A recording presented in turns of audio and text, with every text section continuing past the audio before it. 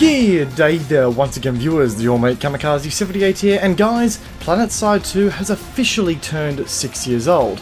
Can you really believe that it has been 6 whole years? Jesus Christ, it is mind-boggling to be honest. This is a game that has created and fostered communities since its launch, and continues to do so to this very day. Very few games tend to have a life cycle that lasts more than 2 to 3 years.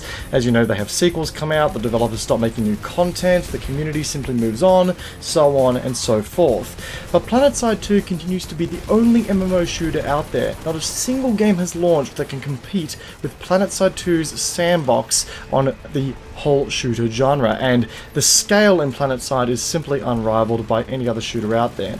This, alongside what is clearly an incredibly passionate development team that have pushed through plenty of uncertain moments in the game's life cycle, is why the community is still sticking around on this game, and why they continue to return to it even after feeling burnt out, myself included. And as of the last few months in particular, Planetside 2 is not showing any signs of slowing down at all. In fact, the developers are announcing things that if you had told me were coming at the start of the year, I would have called you completely crazy. But, you know, here we are. Soltech is live and is giving the Asian population of the game a server to officially call home, and once again I would never have guessed that the developers were in any position to start adding new server infrastructure to the game, let alone have a player base to warrant it in the first place. But about a week ago now, the Planetside 2 developers hosted a 6-year anniversary livestream in which there were some pretty awesome announcements as to what we could expect from the game in the coming months, and we have some exciting stuff to look forward to. But out of all the announcements to have come out of this stream, the most important of the bunch to me has been the announcement of DX11. And yeah, you heard me right, DX11 is coming to Planetside 2, and players have been asking for this for a very long time now, and now it is finally on the way. What's this going to mean for players? Simple, we're going to see much higher frame rates. Anyone who's been on my stream as of late has heard me complain of one of two things. One, the treatment of the Aussie population of the game when it comes to the Briggs server, a video for another day, and a video you guys will be hearing a lot about very shortly. And number two, the performance of the game. Performance of the game has always been, in my opinion, one of its Achilles heels. And why, I hear you all asking? Because this is a free-to-play game. A free-to-play game is built on the notion that it is accessible to players to try for free and not feel inclined to make an early investment. And if they enjoy it, then they can make investments into the game as they please later down the line. The game needs to be accessible to players in order to make money, and with that, needs to run well in order for players to consider it accessible. And considering that this game has had issues running on PCs built the last year or so still, this is a much needed upgrade to the back end that is sure to not only help the current players enjoy the game even more, but also help with inviting new players to enjoy the game as well, and having them stick around. According to the developers, we can expect at least a 20% improvement in frame rates from the integration of DX11 alone, without any other fixes to performance in play. And I'm willing to bet that the developers will be working on other fixes on top of the launch of DX11 as a full package. And just as an FYI, the 20% number I believe has come from an alpha build that they have been running in DX11, and the developers want to push a PTS build with DX11 in play before the end of the year. So we should be able to test it out for ourselves very soon. And finally, we might start seeing some streams and some content for the game that isn't, you know, in potato settings. You know, as I was saying before guys, this is one of the changes that I've been looking forward to for a stupidly long time, and to know that the developers are going back to the foundation of the game to make changes they need to get the performance to a respectable standpoint is just downright awesome. So yeah, out of all the things to have come from the stream, that was probably the one thing that, you know, took the cake for me. But it wasn't the only thing to emerge, so let's continue. A new alert and spawn mechanic changes were being shown off in the stream as well. The spawn mechanic changes are being made to create a fairer playing field for all players, but by the same token, not limiting the sandbox element of the game. Essentially, how it is all going to work out is that all locations that are on the front lines, or in some sort of serious need of reinforcements, are going to be prioritized for deployment, and are going to be available sooner than locations that are behind the front lines. Now, for those who are keen on making a trip somewhere other than the front lines, the deployment waiting time on these locations is going to be longer, which is what the devs have described as a gentle push for where we want you to go to incentivize more equal fights. And there was even discussion to implement harsher pushes towards particular fights with other systems, but this will be explored further down the road. I'm for one not too opposed to these changes. I would prefer that a different direction be taken instead of, you know, giving players a gentle push towards certain fights using the redeploy screen. I'd rather there be some sort of incentive for players who enjoy playing transport vehicles to, you know, earn XP just for transporting people. I know you can earn ribbons and that sort of thing by doing it, but I feel as though that if you are transporting a galaxy full of 12 people, then you should get experience points for every allocament of time that you are spending transporting these people, you know, as a taxi service. You know, those sort of supportive roles, much like how the combat medic and the engineer on the ground are very much rewarded for their supportive roles, I feel as though the transport supportive roles should be rewarded as well. Now, on top of that, the new alert is also quite interesting. Basically, it is a race between the 3 empires to refuel a collection of cordium silos on the map. Now, these silos will spawn in 2 of 4 locations, and the empire to deposit the most amount of cordium to the designated silo will win the alert, and gain themselves access to a unique vehicle coming to the game called the Wasp.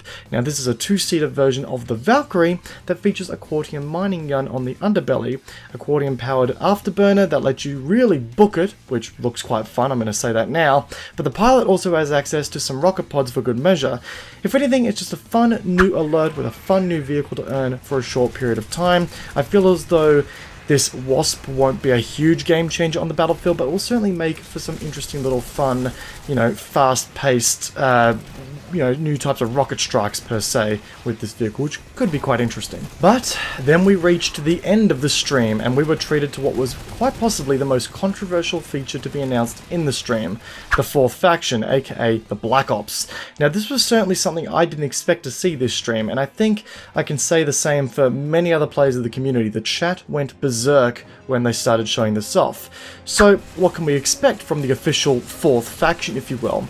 Well, it is the faction of Nanite Systems robots that will automatically join the side of the faction that has the lowest population on the server. These guys are essentially mercenaries, and based on what I am gathering, this appears to be a feature designed for those who enjoy a little bit more of a lone wolf style of play and who really don't care which faction they end up on. They just rather get into the game and start shooting some Planetmans. And to all of those who are watching and doing a little bit of thinking here, that does mean that this faction will pretty much always be able to dodge any sort of continent population queues, which will be quite nice as well. Now, they will only have access to Nanite Systems weaponry and will not be able to use any of the weapons that are specific to the faction that they got placed on. But, and there's a big but here, there is a catch, and that has got everyone up in arms about this feature, and that is that this is going to be a feature only available to those who own a premium membership. Now, I was in the stream at the time of this announcement, and it's safe to say that the chat went absolutely berserk. I don't think I've ever seen a Twitch chat for Planetside 2 go that crazy. And to some degree, I can see why. This is a really cool feature, and a lot of people clearly wanted to give it a go, myself included.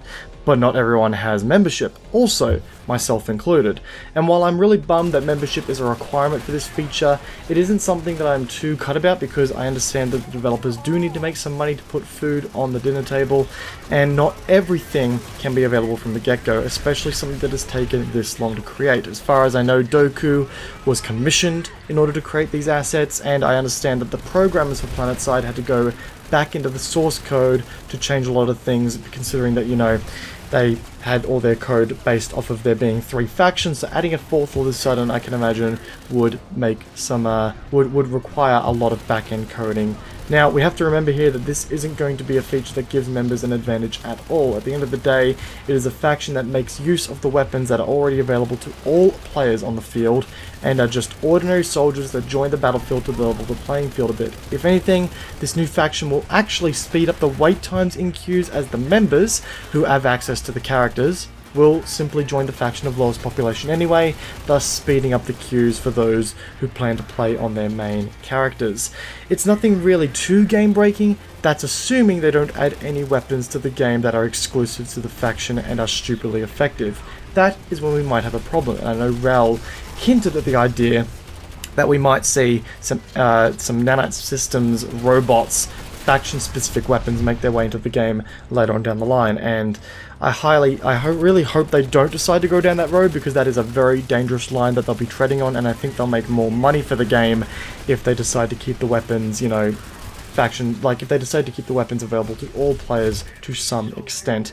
But that's one man's opinion. You know, I'm no genius in this sort of thing.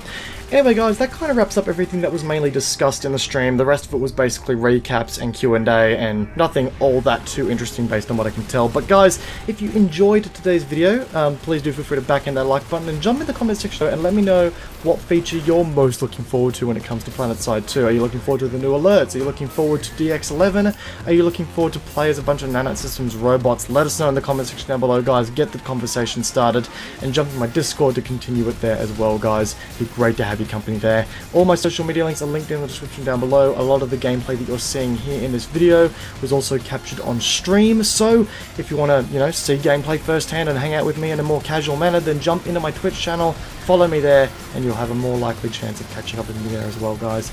Once again, hope you guys enjoyed today's video. Peace out, and I'll catch you guys all in the next video. Take care, guys. Have a good one.